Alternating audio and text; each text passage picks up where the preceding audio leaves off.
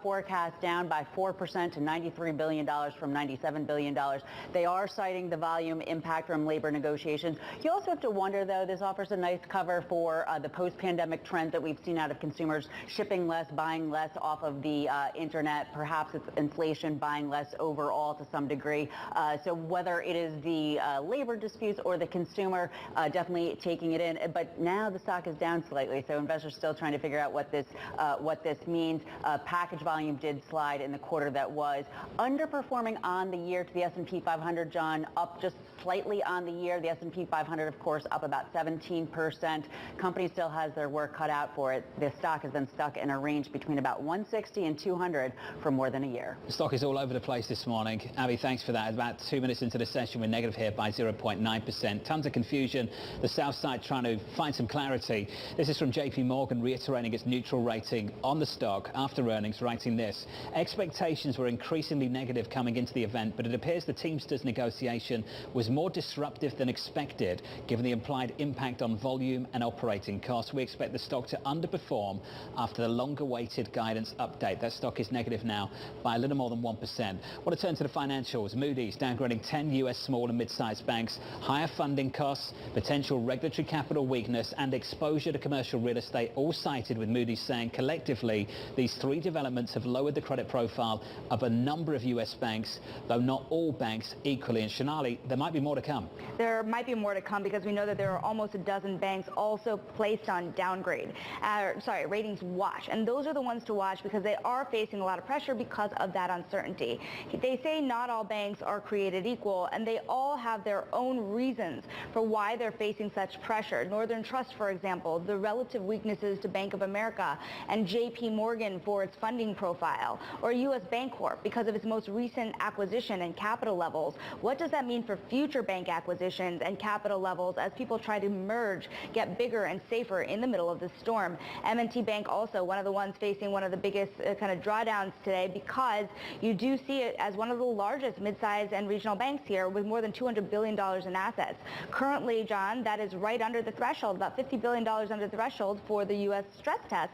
But we know that these banks will face larger capital rules ahead. So even with Moody's saying that in the long term, these capital rules could be a good thing, in the short term, we don't know how long that overhang will be. And it's another blow to the KBW Bank Index, which has been down already 13% through yesterday. Some of these banks were just flipping to the positive and today face another day of decline. There was some hope this rally would broaden out and reach the financials in a more sustainable, durable way. Shanali, thank you. The update there. Said this a few times this morning already. Rather like last week with Fitch and the Treasury, there are issues we already know about, and the downgrades just turn the volume up on the existing conversation on days like today, and we talk about it a little bit more. About 4 or 5 minutes into the session, we are negative here by 0.6%. I want to turn to media. Paramount's second quarter revenue beating analyst expectations, driven by a lift in its streaming business, while at Fox, fourth quarter revenue fell in line with expectations. Geetha Raghunathan of Bloomberg Intelligence joins us now for more. Geetha, what stood out for you? Yes, I think the consistent theme, John, across the media earnings is we're having much better free cash flow numbers across the board. And I think part of that is, of course, it's being helped by lower content costs because of the strikes. But the other thing I think for Paramount especially was their pricing power in the digital product. We saw 47% streaming subscriber growth, and they pointed to 20% ARPU growth for next year. So good pricing power for Paramount as far as streaming is concerned. And you come to Fox, and again, you see good pricing power in the TV product, just because of their heavy exposure to news and to sports. So even though we're seeing some pressures in the linear TV advertising business, we're actually seeing both of them post strong digital ad numbers. And so that's helping them recoup some of the losses on the linear TV side. So, you know, there is some bad news, but there's also plenty to cheer about at this point, at least for media. Fox is up by almost 5%, Paramount up by close to 1 percentage point. Geetha, before you go, Disney, after the close tomorrow, Reuters out with some reporting saying that Disney is creating a task force to explore AI and cutting costs. Can you run me through what they might be thinking about? Yeah, they're really looking here to cut down on their content costs. So remember, John, content costs for Disney is the highest in the industry, about $32 billion. And of course, a lot of that is sports, and there's not a whole lot that they can do there. But when it comes to entertainment programming, yes, you can use AI to kind of trim down those production budgets pretty substantially. And I think that's really what they're looking to do here. How do you think people striking over in Hollywood are going to feel about that, Geetha? Yeah, it's not going to go down well. Not at all. Geetha, thank you. Geetha Ranganathan there of Bloomberg Intelligence. Beating a raise for Eli Lilly. Let's talk about that. The pharmaceutical raising its full-year outlook after its diabetic drug hit nearly $1 billion in sales in the quarter, comfortably topping expectations. Simone Foxman has more. Hey, Simone. Yeah, and we're seeing the reaction in shares there up 13.5%. Two major drivers for this stock today. First, a crucial study on GLP-1 drugs from Novo Nordisk. Their drug Wegovy, which is specifically designed for weight loss, reducing the risk of heart attacks and strokes by 20%. So it's not just for diabetes anymore. This is the first study linking weight loss and the reduced risk of heart disease. And that increases the likelihood that insurance will pay for these drugs. That's important news for Eli Lilly's drug Mounjaro. It's currently approved for type 2 diabetes, but it's likely to be approved as a weight loss drug later this year. Those strong results for Mounjaro in terms of revenue this quarter, substantially boosting the full year forecast by $2 billion, boosted earnings per share expectations for the full year to $9.70 to $9.90, up from $8.65 to $8.85. And in fact, the only drug that underperformed on Eli Lilly's shelf was Trulicity. Another GLP-1 doesn't necessarily perform quite as well as Mounjaro. Simone, that stock is doing nicely this morning. Simone Foxman there on Eli Lilly. The broader market looks like this. 8 minutes into the session, not up quite as much as Eli Lilly. It's down by 0.75% on the S&P. On the Nasdaq, we're down by 0.9%. The tech story is the story of the year. Year to date, it's been absolutely phenomenal. DWS's David Bianco recommending investors look beyond tech and look elsewhere, writing this: we think it's important to consider diversifying away from the very large and concentrated growth premium at tech. We are underweight on tech and seeking less demanding growth stocks in healthcare, select industrials and consumer staples. David Bianco, I'm pleased to say, joins us right now. David, wonderful to catch up with you. It always is. Let's start from the top. Morning. Earnings relative to last year, not great. Earnings relative to expectations, pretty decent. What is the more relevant benchmark for you and the team? The absolute level of earnings, which will be $53 and maybe 75 cents for the second quarter of this year, which will be down 3 or 4% from last year. Perhaps more importantly, earnings are flat against 2 years ago, and we've had a lot of inflation over the past 2 years, so the real earnings growth is quite negative. I won't even get into it, but earnings quality is concerning as well. But for those who are talking about beating expectations, most of the expectations were beaten only because the estimates were cut at the last days before reporting. Long story short, earnings are going to be flattish, probably well into next year, and that's even assuming that we don't slip into a recession. This is a difficult environment for profits. It was a great environment for profits in late 2020, early 2021, and this is just going to be a long digestion before we see healthy earnings growth again out of the S&P. David, I hate to pick on one single name. I'm certainly not an Apple analyst, but it is the biggest weighting on the S&P 500. That's right. And I think it serves as an example for the broader story that you and I can discuss. There's a name that is posting negative growth, is still up double digits year to date, and it's the biggest weighting on the S&P. David, what's the takeaway from a story like that one, without getting into new iPhone launches, etc.? But we're talking about multiple quarters of negative growth, trading at a 30 multiple, 30 times earnings. What's that about? Jonathan, you make a really good point. I mean, Apple is the biggest company in the index, but it is probably representative of what's the thinking is and what I'm concerned about in the equity market. Earnings growth is flattish. Sure, there will be a return to healthy earnings growth probably next year. But in the meantime, look at the valuations with a name like the one you said being at about 30 times this year's earnings, and the broader S&P 500 being about 21 times earnings. But even if you exclude tech, energy, and financials, the S&P is still a little bit more than 20 times earnings this year. So I want to ask the question, if you're bullish now, why weren't you outrageously bullish over the past 10, 12 years? There's either something wrong with valuations and investor sentiment right now, or there's something very wrong with it over the past 10 years. Look, I think people were too bearish for a very, very long time, and they're trying to make up for that by being bullish now, but now's just not the right time for that. And it's not a Goldilocks economy. I would argue it's kind of a long trek through a dark woods for a lot of corporate America, and especially especially smaller companies, because the profitability growth is going to be hard to come to for another few quarters. So, look, I think it's been a giddy summer for the equity market, and it'll be back to reality in the autumn and into year end. This is why I think we're going to have a correction. I think tech deserves to be part of that correction. My biggest concern at tech is really hardware and semiconductors, less so software. But yeah, the hardware, including the name you mentioned, and the chips war. The global chips war is real. There'll be a lot of CapEx spending there. I'm not sure this is going to work out also wonderfully for shareholders. Let's get to services. You like select consumer industries. What we've heard so far in earnings season, and I know this is highly selective, it's cherry picking, but I'll pick two. JetBlue, Southwest, two airlines, basically flagging that domestic demand might be flagging. Now, David, I wonder whether we're learning anything about domestic pricing power in the United States of America. Is it fading in certain select industries? It is fading. It should be fading, and yet in many cases the costs, particularly labor costs, are still high. I mean, you talked about unions, and these are hardworking people. I mean, and they work on site, not from the living rooms.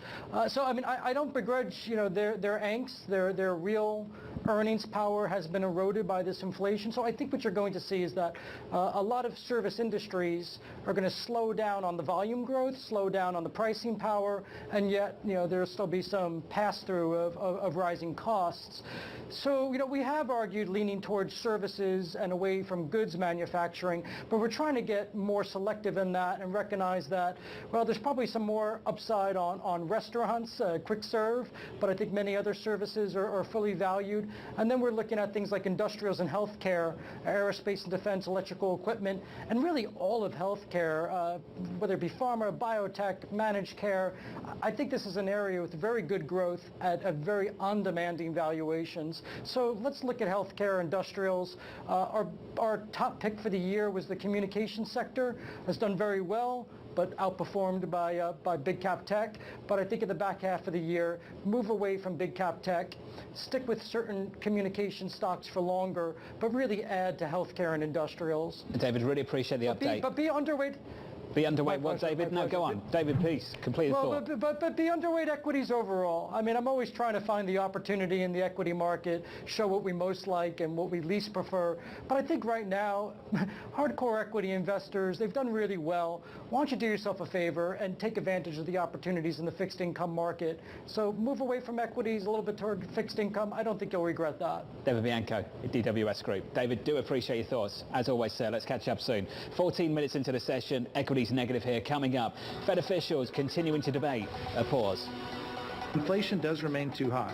There's still a plausible story out there that inflation normalizes in short order and the economy dodges additional pain. The week ahead, CPI on Thursday, PPI on Friday. Mike McKee up next.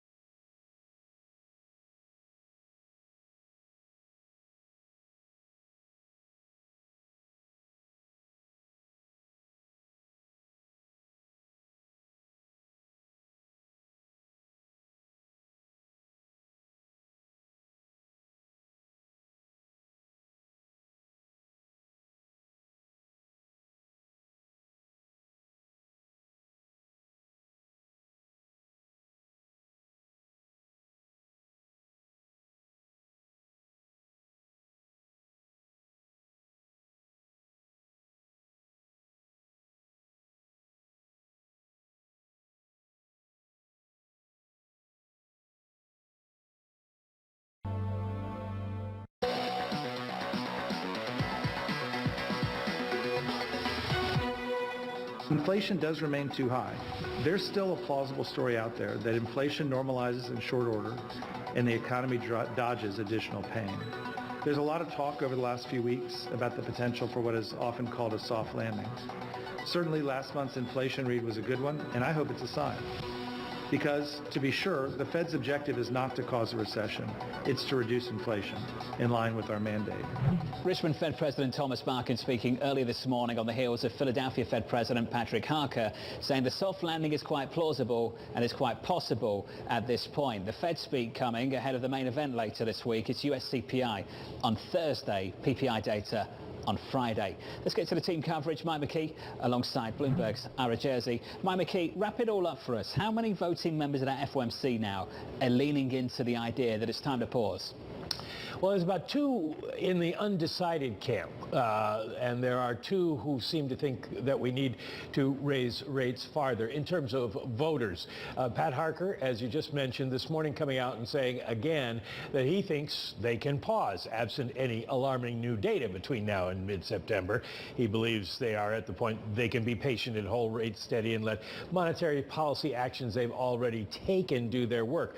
And then, of course, yesterday we had John Williams, the New York Fed president, who said that based on what he's seen today, the debates about do we need to go with another rate increase or not?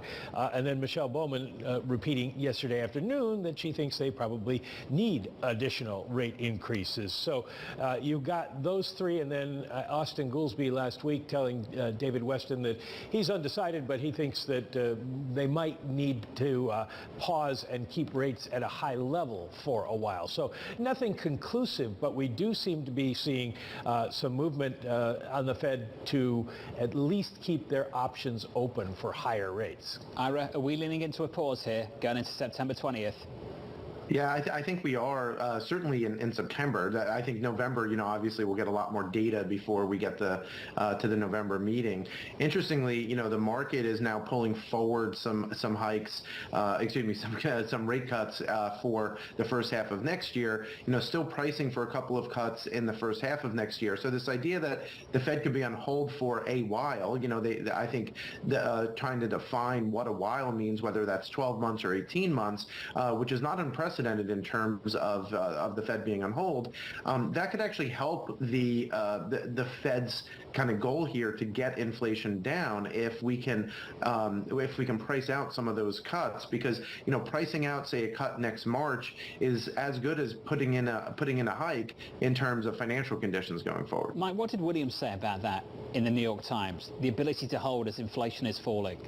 Well, he echoed what Jay Powell has said and others, that as inflation falls, it pushes real rates higher. And you don't want to have a stealth tightening, so the Fed would look to cut rates, now not to zero again, but to slowly bring them down in line with falling inflation and rising real rates. So we're going to be looking at the yield curve with a lot more interest in the coming months. Once the Fed sort of lets us know they're on hold, then it becomes, as Ira's pointing out, a question of when do they start cutting rates, and that'll depend on how fast inflation falls. Mike McKee, Ira Jersey, to the 2 of you, thank you on the latest on the Fed speak and the next Fed move. Still some data between now and then. CPI, of course, on Thursday, another inflation print later on next month, I believe on the 13th.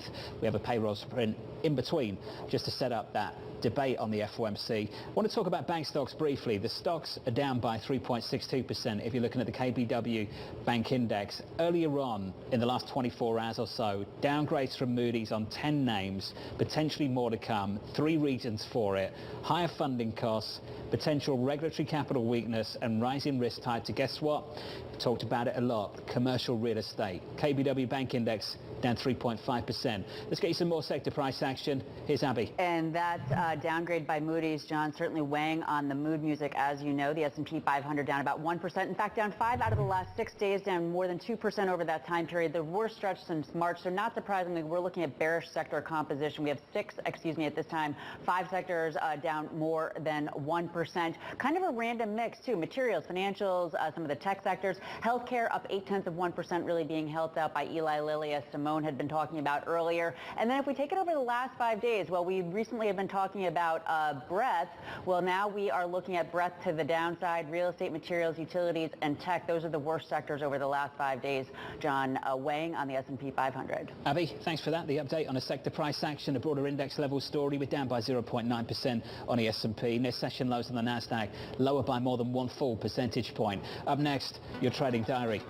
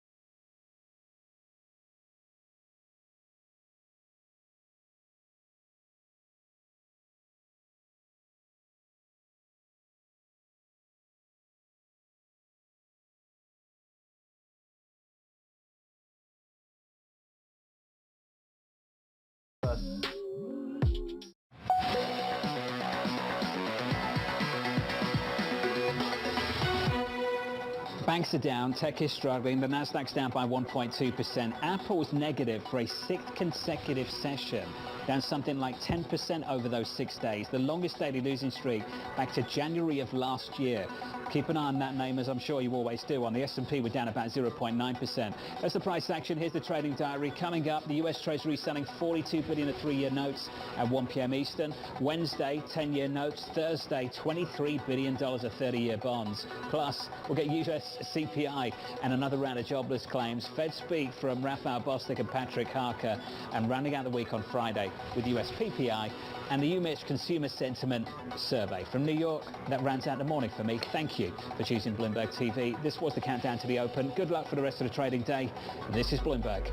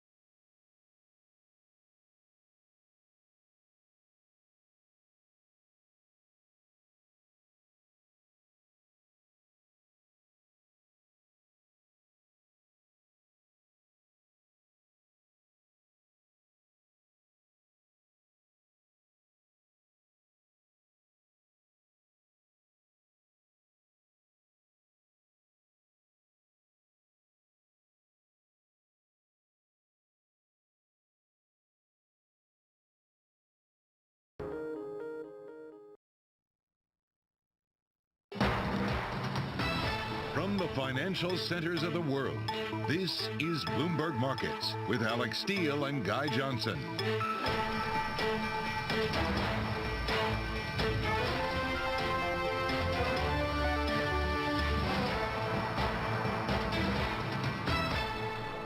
It is 30 minutes into the U.S. trading day, Tuesday, August 8th. Here are the top market stories that we're following for you at this hour.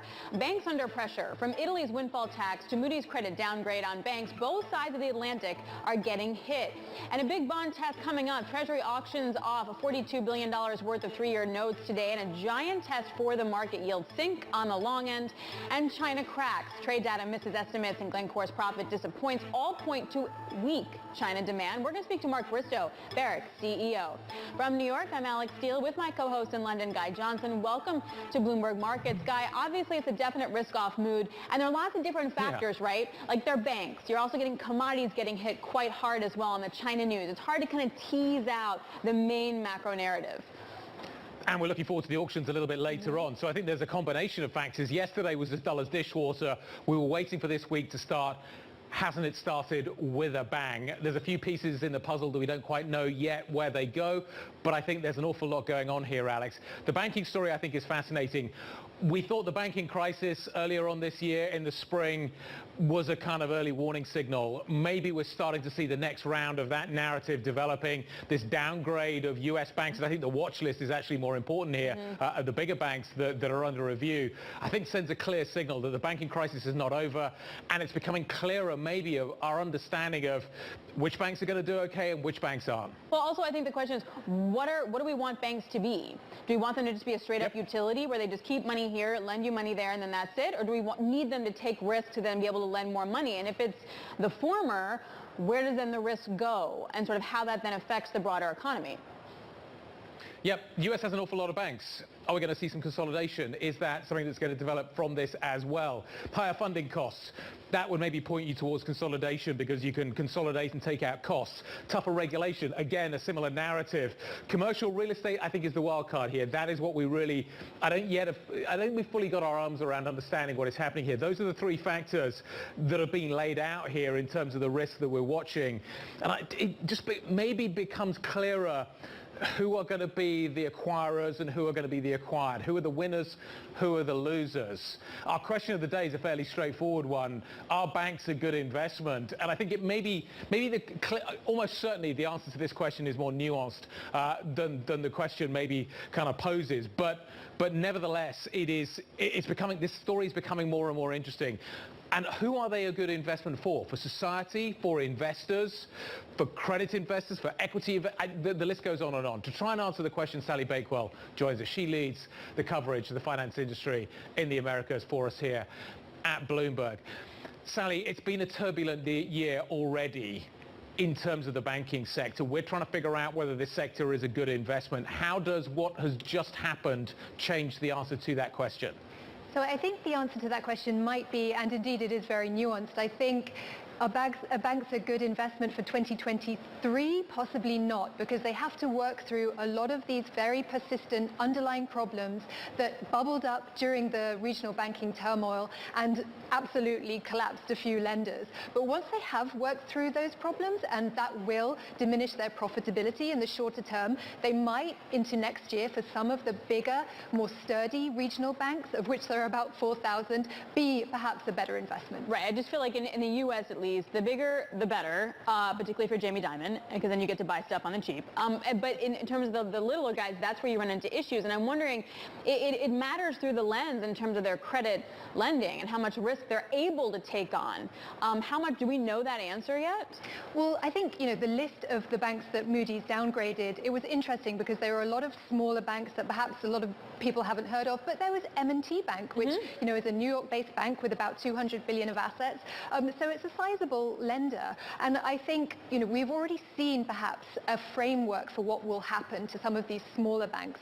We saw PacWest, which was a troubled California lender. It faced all the troubles of the sort of regional banking crisis and asset liability mismatch, higher deposit funding costs. And that bank actually had to be bought by a smaller rival in order to survive. Now, that might kind of be the template that we see going forward for a lot of these regional banks, particularly the smaller ones, because in indeed, the bigger of those, they are more diversified. They can sort of take some of the initial hits, like commercial real estate exposure, but for the smaller banks, that pain is amplified. Sally, Moody's highlighting higher funding costs, tougher regulation, and commercial real estate. It's the last of those three that I'm still struggling to understand the impact of. Price discovery is really difficult in commercial real estate right now. How much do we actually know about where the problems lie? So I think for a lot of the bigger banks, it is not going to be a big problem, again, because they're diversified. But a lot of regional, smaller lenders, they did pile into commercial real estate. And of course, this has come back to bite them through the sort of more increased levels of working from home, which has made a lot of office use obsolete. And lenders have sort of been defaulting on a lot of that debt. So among regional lenders, the sort of percentage and proportion of commercial real estate is a bit higher. And when taken with those two other problems that you highlight, higher funding costs and the sort of regulatory capital issue. They have a lot less regulatory capital, which is going to be a problem because they sort of need that to absorb losses. Then this compounds the issues facing some of the smaller lenders. Which, Guy, you know, it also leads me to what we're seeing over in Italy as well. I'm still not clear on what we want these banks to be, because if they're going to be, they need a capital buffer in order to absorb losses. They also need to be able to lend to make the money to do that. Do we really want that? Yeah, and it's interesting because Italy, Europe, relies on its banking sector much more for funding than the United States. So this is a really critical issue for Italy and for Europe. I guess the narrative coming out of the Meloni government is we bail you out when times are tough. You need to pay us a little bit more when you're making money, and maybe you're making that money because of favorable conditions that are out of your control. And maybe that narrative is one model that we're going to see being pushed forward. The problem with that is at some point Italy's going to have another crisis. Do you want a weakened banking crisis? Yeah. Isn't there a better way of maybe taking some of this extra profitability and putting it into making these banks more robust? But I guess at the moment the Italian Treasury needs the cash. So at the moment it's very happy maybe to take the risk on the downside if it gets the risk on the upside when it needs the money. Yeah, exactly. Which then, Sally, begs the question here in the U.S. Do we want banks to take on this risk? Like, does the government want that? I mean, we do, in the sense that... We do kind of, because, of course, that leads to economic growth when they are lending to consumers, to smaller businesses. And what we have seen after their second quarter results, which I think, you know, is what Moody's was doing a big deep dive into when it came out yesterday evening with this sort of sweeping outlook changes, is, you know, the banks have had to sort of pull back on lending in order to preserve capital. Right. And that ends up being a bit of a vicious circle, because lending, of course, you know, generates they take interest from the loans that they are making, and that is their income. And, you know, if they can't get enough income, they fall into this profitability issue. Sally, we appreciate it. Thank you so very much. Sally Bakewell joining us from Bloomberg. And we'll actually talk to the head of NFIB about small businesses and then loan growth and what they're seeing from the banks in the hour as well. Coming up, we're going to have immediate more insight into the question of the day. Are banks a good investment? This time with Ann Berry, Threadneedle partner and founder, coming up next. This is Bloomberg.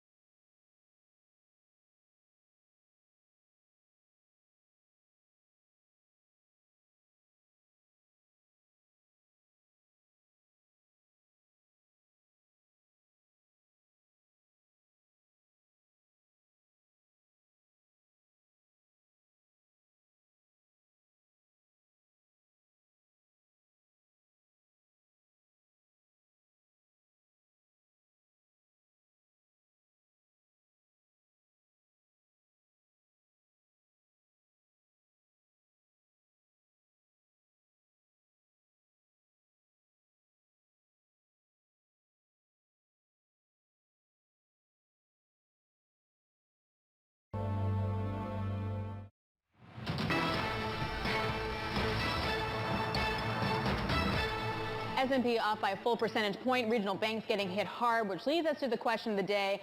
Are banks a good investment? Want to bring in Ann Berry for the equity take, Threadneedle partner and founder. Ann, are they a good investment? And if so, where? The big ones, I think if we're looking at the JP Morgans, the Morgan Stanleys, I think in the spirit of investing long-term, not trading, yeah, I think those are going to gain share over the long term. I'd put my money in, but for the very long run.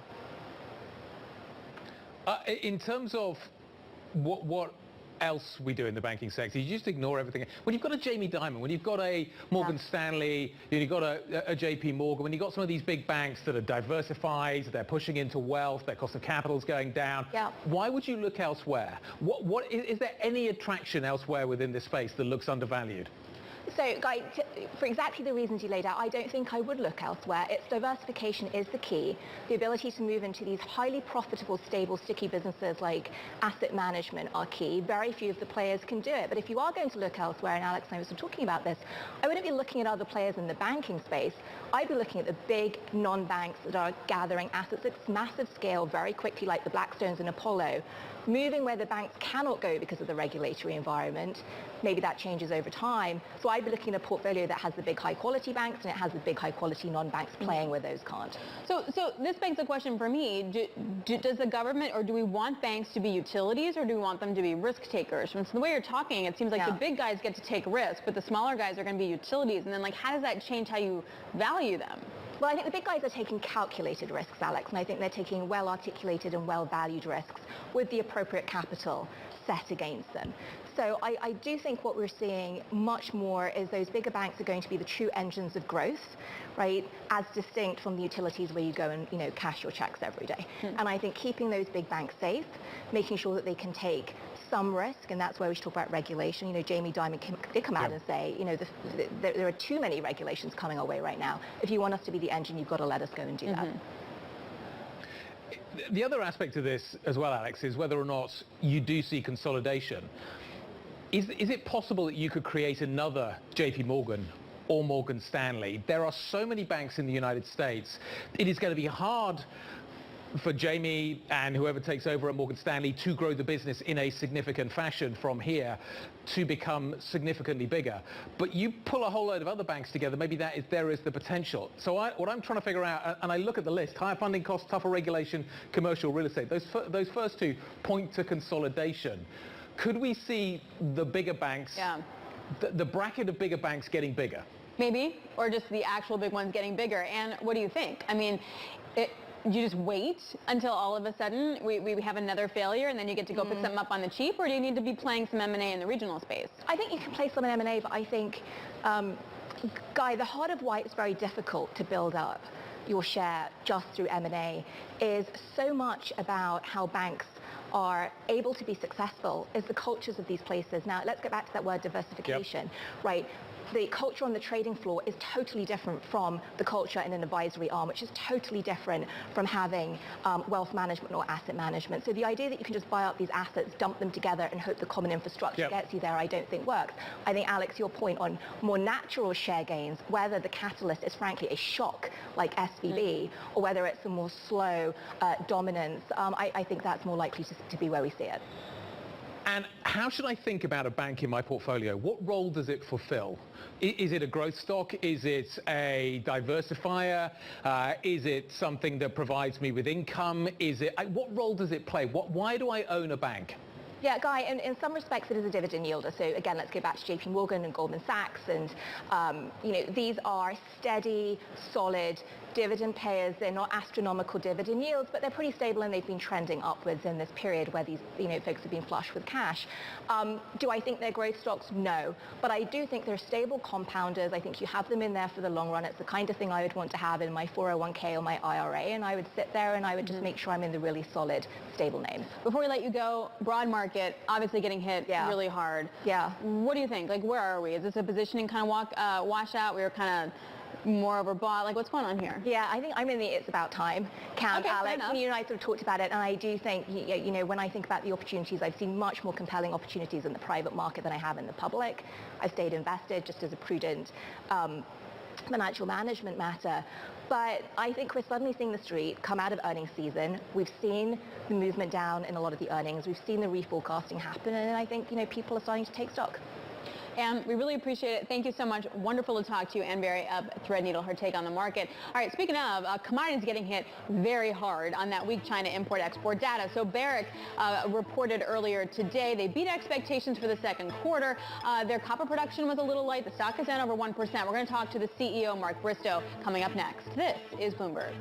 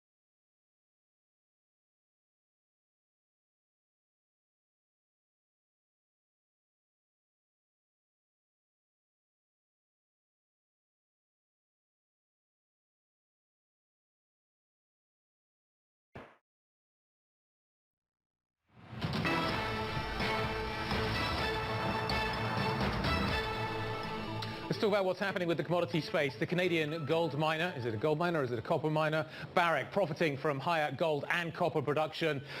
Lower costs stabilizing in the second quarter. Let's talk more about where we go from here. Let's get some details. Let's go to Toronto. Mark Bristow standing by, Barrick President and CEO. Mark, the top line looks okay. We can talk about that in a moment, but I'm really interested to talk to you about what is happening in the middle and what is happening with this cost story. And we're seeing some signs of stabilization at a relatively elevated level. Is that where these costs stay? Do they start to come down? Just give me some guidance on how sticky this inflation is. Yeah, so I think it's quite sticky, Guy, and complicated by the global supply chains. You know, the world is still not one world anymore. And also the inflation, I think, is going to be around for a while. I mean, if you just look, Wall Street looking for lower costs, more sort of vitality in the economy. The Fed very clearly pointing out that they're a bit concerned still about inflation. And so, you know, I think, you know, this is a long gentle slope that we've got to manage. Well, Mark, hey, it's Alex. It's great to see you. I was talking to an oil Alex. producer last week who said that we're still going to see 20% inflation. We're not going up anymore, but we're certainly not coming down. Can you give me some insight as to the number that you're looking at for inflation and where the biggest stickiness is? So I think that right now the current inflation figures are are probably there to stay for a while. You know, a lot of it's driven by the oil price and how the oil producers manage supply. And again, we've seen these very hot summers, you know, air conditioning, and the consumption has been higher. And as we go into fall, in the northern hemisphere, we'll get an easing of the fuel price. But again, what's winter going to look like? And it's a very tight market, as you've seen.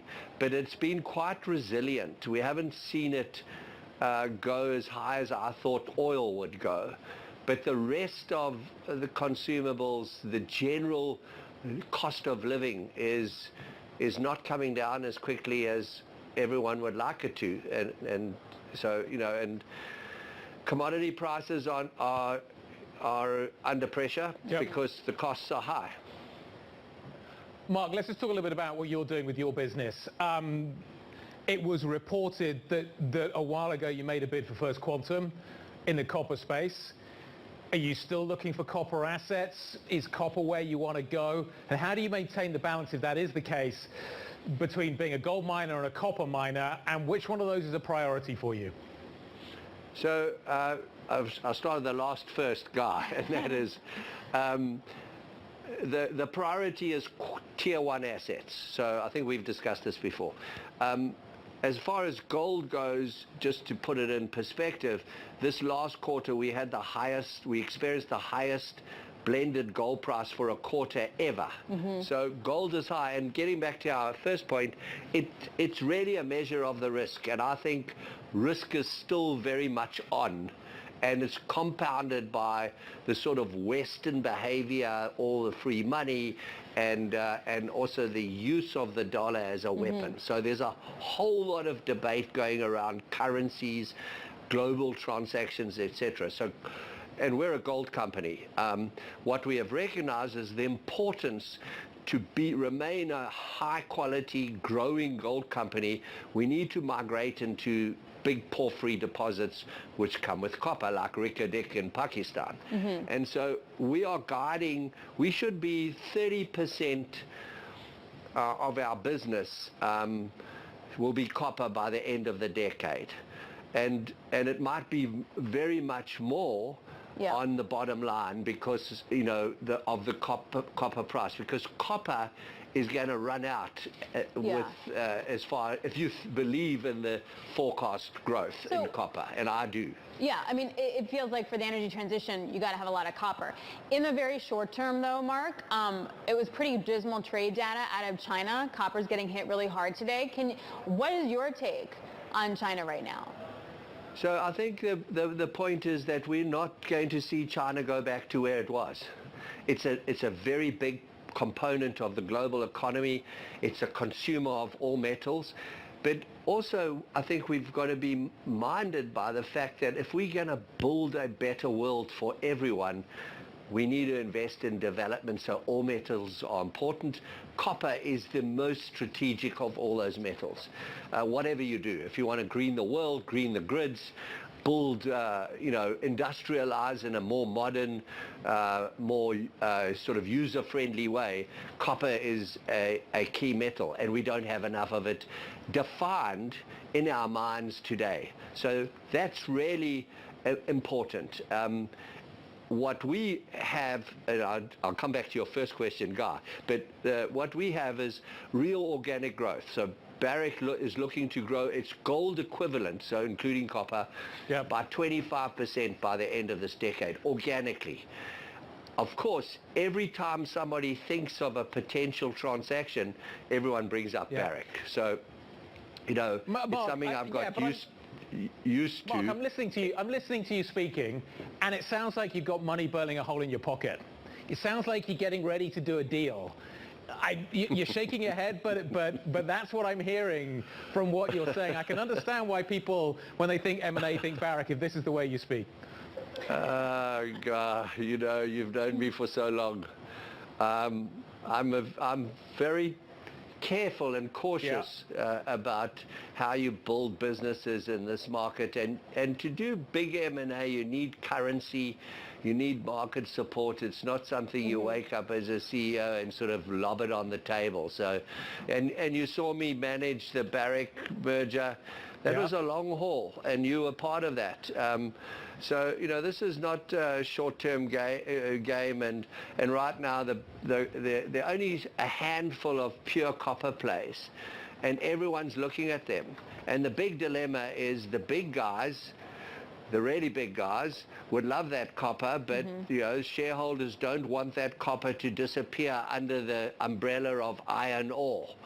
And so there's a real support in the market of these pure copper plays, and we've got to balance the the opportunity to find and develop our own, and take the opportunity, if it arises, to be able to merge or combine businesses. And we're not there yet. Mark, not Barrick anyway. If interest rates were lower, you got like 30 seconds. If interest rates were lower and the cost of capital was lower, would this change your mind? No. No, but that was the shortest answer I think I've ever heard you say. What would you rather do, build your own mine or buy? Build or buy? Build makes real value, creates real value. Mark, look, we really appreciate it. Thank you for joining us. Always Alex, wonderful always a to pleasure. get your perspective looking at copper off by 1.7%, gold down by just 0.4%, sitting near $2,000 an ounce. All right, coming up, Rivian burns cash as EV demand lags production. We're going to find out what to expect from their earnings in the startup next after Lucid. Those cars are just expensive. This is Bloomberg.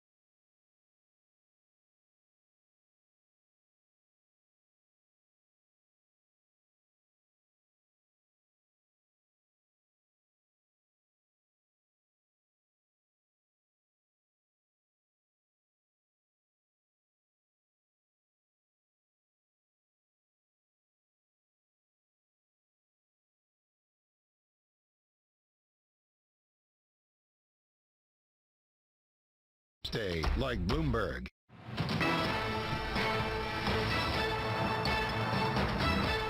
All right, we're about an hour into the U.S. trading session. It's getting pretty ugly out there. Bloomberg's Abigail Doolittle tracking the moves. Abby? It is indeed. Lots of red on the screen, Alex. We have the S&P 500 down 1%, down now 5 out of the last 6 days, down more than 2% over that time period. The worst stretch since March. And you can see that the tech-heavy NASDAQ down just a little bit more. The stocks, chip index, down even more. Global Foundries, some weakness there, I think, in terms of their forecast, maybe the quarter that they reported as well. And then banks on the Moody's downgrade of several banks, big banks, down 3.3%. From a macro standpoint, you can see a real flight to safety. We have bonds higher, gold's not higher, but we do, of course, have the Bloomberg Dollar Index higher. In fact, up 0.6%, its best day since March.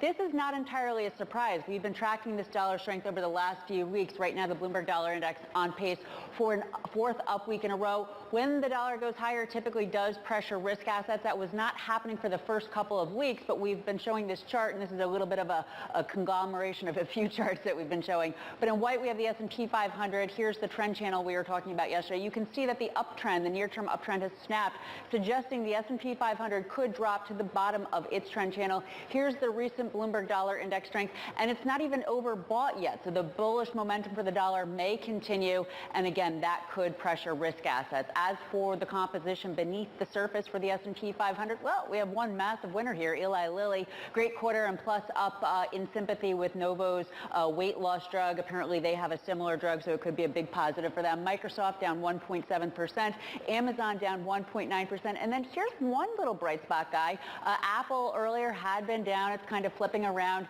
If it does fall on the day, it'll be a 6th down day in a row, the longest losing streak since 2022, but right now it's up ever so slightly.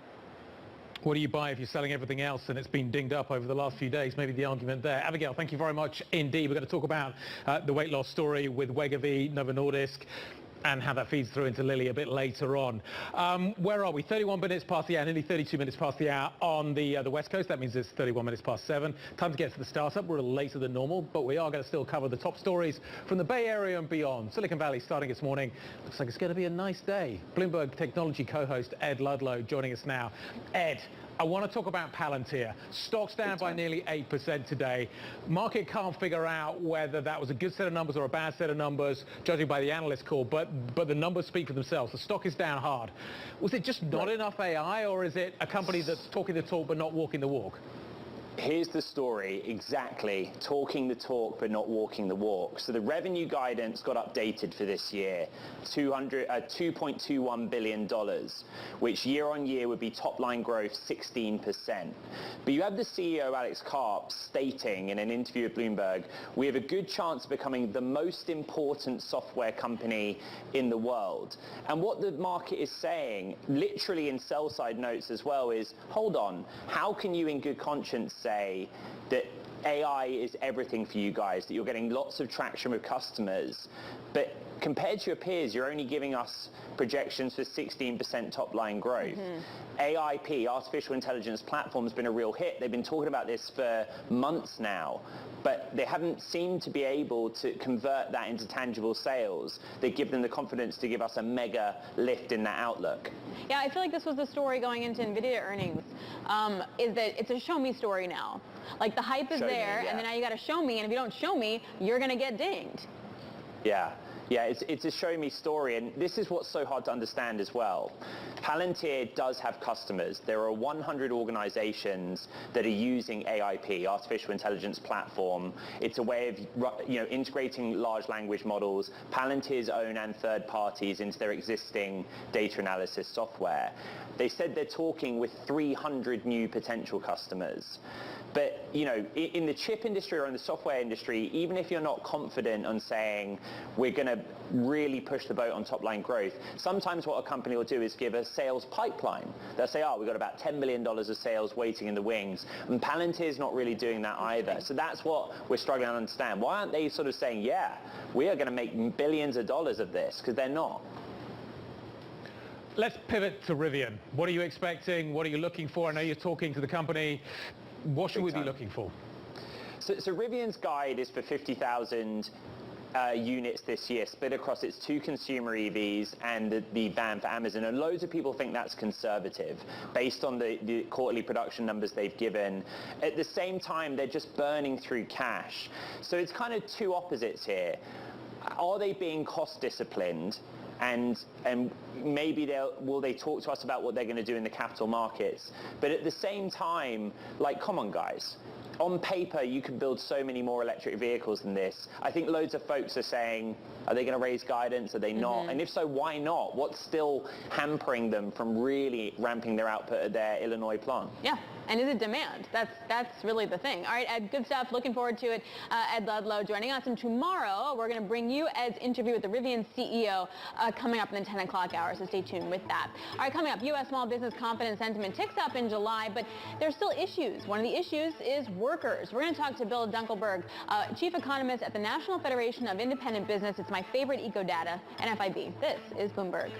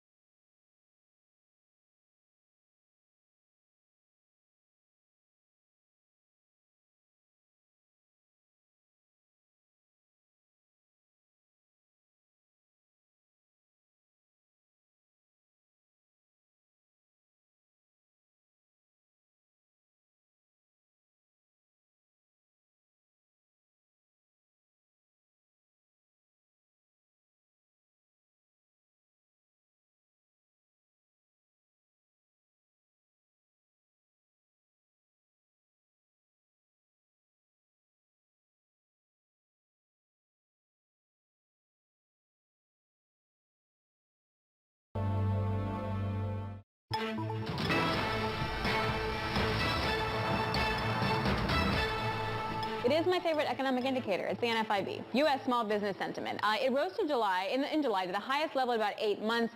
Business owners expecting slightly better economic conditions. We want to break it down for you. It's a great read on the health of the overall economy. Natalia Knežević is here to break it down. Natalia? So the optimism index increased in July by 0.9 points, and now it's at 91.9 points. It is better than a month ago, but still it's way below a 50-year average, which is 98 points. And last time we saw that number in December 2021. So there are two main problems small business owners are facing now: inflation and jobs. Let's flip up the board and talk about jobs. So overall, 42% of business owners said that they can't find qualified labor. It is a little bit less than a few months ago, but still it is a big problem for the industry. And then if we break it down by industries, let's show another chart. We will see that construction, this is the industry where we have the biggest problem. 61% of owners can't find workers. It followed by manufacturing, transportation, and wholesale.